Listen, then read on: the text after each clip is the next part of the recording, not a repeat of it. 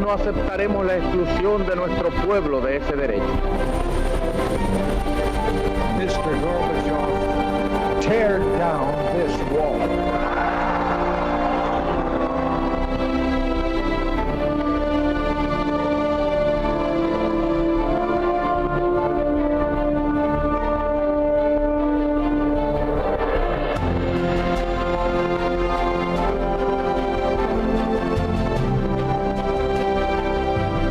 Buenas noches, señoras, señores.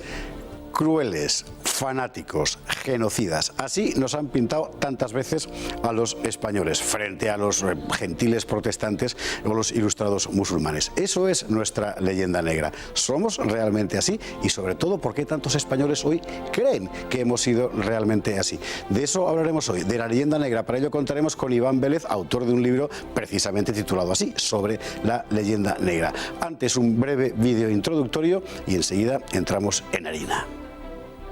Crueles, codiciosos, homicidas, lúbricos, fanáticos. Así nos ha pintado siempre la leyenda negra antiespañola. Los españoles son ladrones, falsos, orgullosos y lujuriosos, decía el protestante Lutero. Los españoles son hijos de judíos y moros, acusará el holandés Guillermo d'Orange. Gente de religión falsa y estómago débil, dirá el inglés Green. ¿Qué se debe a España?, pregunta en la enciclopedia metódica el francés Masson de Mobilier. Respuesta: nada. La leyenda negra antiespañola es un conjunto de materiales fundamentalmente propagandísticos elaborados en distintos lugares de Europa entre los siglos XV y XVIII. Primero, en Italia surge la propaganda contra el dominio aragonés.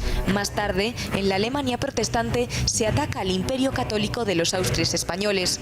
Enseguida vendrá la gran compilación antiespañola, la de Guillermo d'Orange, para legitimar su insurrección contra Felipe II en Flandes. Y después, la propaganda de guerra inglesa contra el dominio marítimo español. Al corpus de la leyenda negra no le faltarán contribuciones españolas. Las críticas, muchas veces falseadas, de Bartolomé de las Casas se emplean para denunciar la violencia española en América.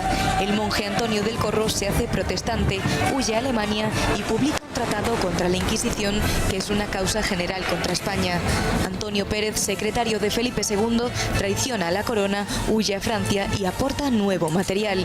Así se va configurando la idea de que no hay nada más negro que España, nuestra leyenda negra. Hoy la leyenda negra antiespañola está completamente desacreditada desde el punto de vista científico. No es más que propaganda de guerra que toma bien hechos reales, los deforma, los exagera y los convierte en munición ideológica contra un país, el nuestro. Sin embargo, muchos españoles han terminado por creer que todo es verdad, que España fue, en efecto, la reina del horror. La historiografía del separatismo y de cierta izquierda sigue alimentando el mito. ¿Podemos aún explicar a los españoles que nuestra leyenda negra es mentira? Iván Vélez, muy buenas noches. Bueno, ¿qué es la leyenda negra?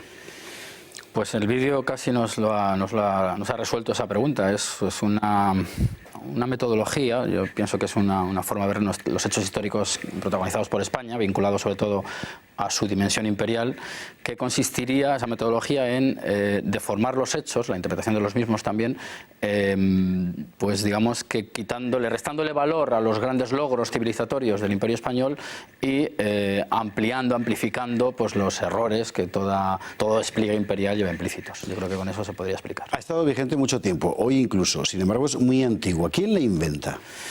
Pues según los que más han estudiado esta cuestión, digamos que los fundamentos, los primeros rasgos que se van dando de la leyenda negra antiespañola surgen en Italia, vinculados a dos cuestiones importantes, como es la pureza o no racial.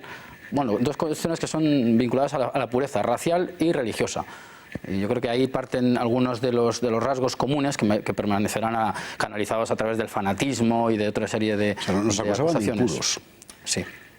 Nos acusaban de impuros, incluso españoles se decía también marranos. Se identificaba el marrano con el español en el sentido judaico o morisco. Es interesante. A partir de ahí se va construyendo un auténtico corpus que es una especie de gigantesco repertorio de reproches, a cual más brutal, contra España en general y los españoles en particular, que dura muchísimo tiempo y que se usa como material de guerra. Lo asombroso es que haya pervivido tantos siglos y que hoy tantos españoles, como vemos por ejemplo cuando se celebra el 12 de octubre o la toma de Granada, piensen realmente que todo eso era verdad. Sí, el problema no es que exista esa propaganda bélica, como se ha dicho en el vídeo, que es algo que ocurre comúnmente, que siempre que hay un conflicto, pues el enemigo fabrica argumentos para desmoralizar, para atacar, para menospreciar al enemigo. El problema en el caso español es la asunción de la propia leyenda negra por los españoles e hispanoamericanos, pues esto nos atañe a ambos lados del océano. Ese es el problema. Por ir despejando rápidamente algunas de las acusaciones fundamentales. La Inquisición sabemos que las cifras que circulan, digamos, negro-legendarias son sencillamente falsas.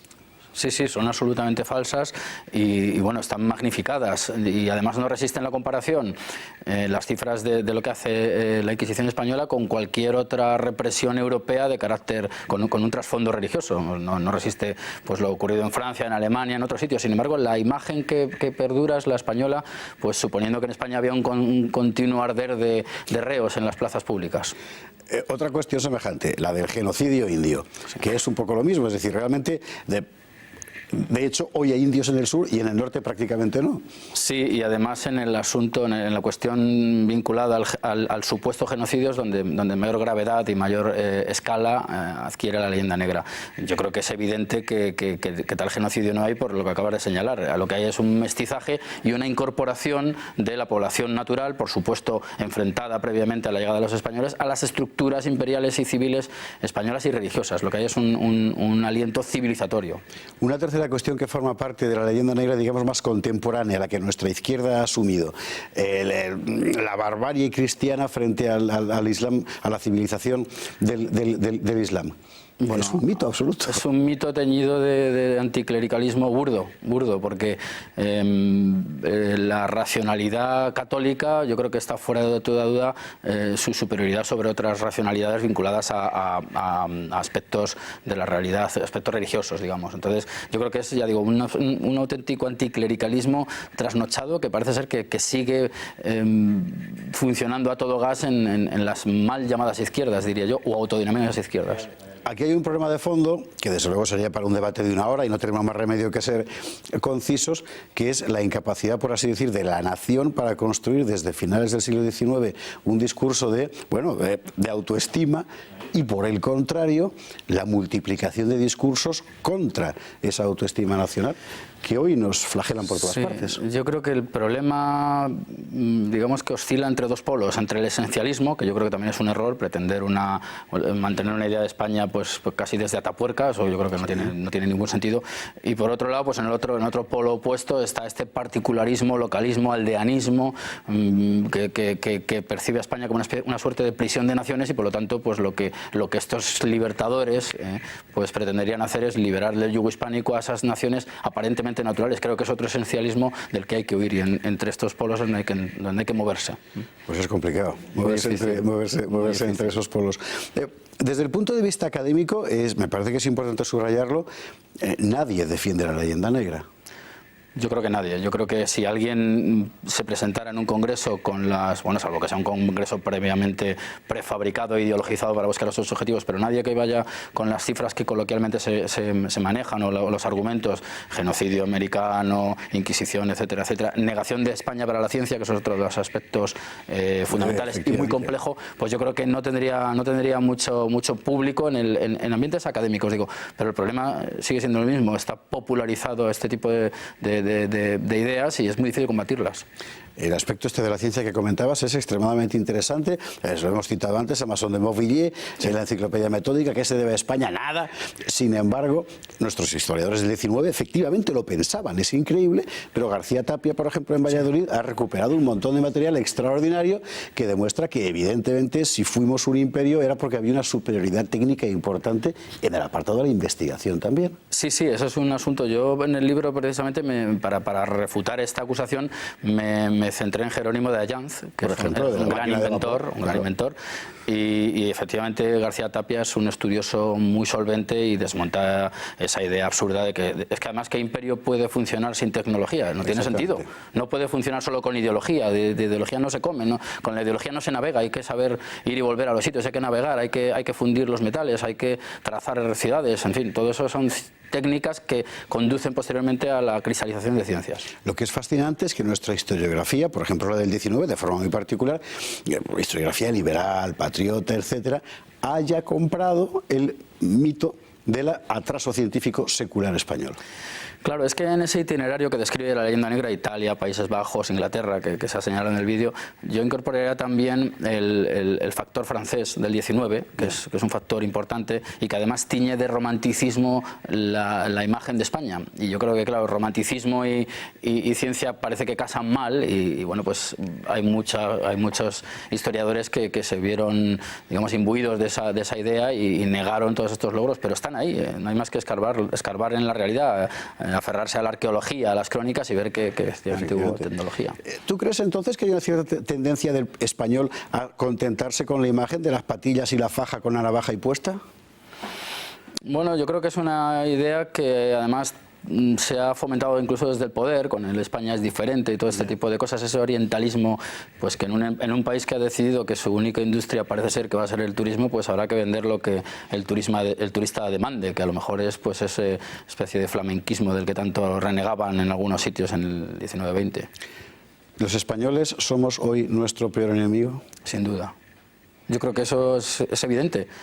Somos un país que yo creo que, pues, si sigue así, pues está abocado a la autodestrucción por el autodesprecio que hay de lo actual y del pasado. Y es muy difícil cuando uno está acomplejado por su historia, que es lo que ocurre en muchos ámbitos de la política actual, pues seguir funcionando. Y por no hablar de luego las salidas que se proponen, como es ese mito de Europa o esos otros, todo el mundo hablando inglés para repartir pizzas en perfecto inglés mientras ya... Eso es, vestidos de lo que se impongan.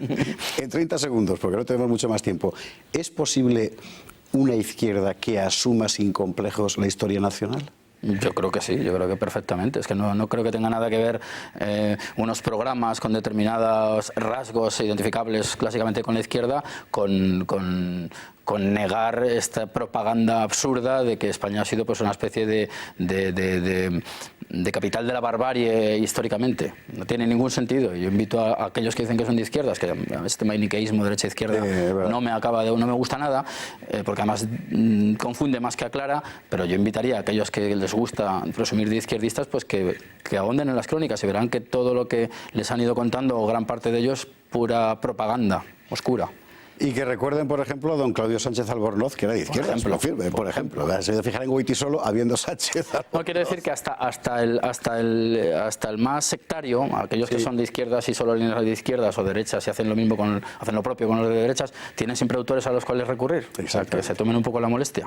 Iván Vélez, muchísimas gracias. Vale, gracias. Nosotros no tenemos tiempo para más, pero en sucesivos programas ahondaremos en estos temas de la leyenda negra antiespañola, sencillamente porque son mentira y porque en buena medida nos están matando. Muchísimas gracias por estar ahí. Un saludo muy afectuoso a todos los espectadores que nos escriben, que nos llaman, que están encantados. Marisa, un beso a todos. Mañana a la misma hora aquí, más en Tiempos Modernos en Intereconomía. Gracias.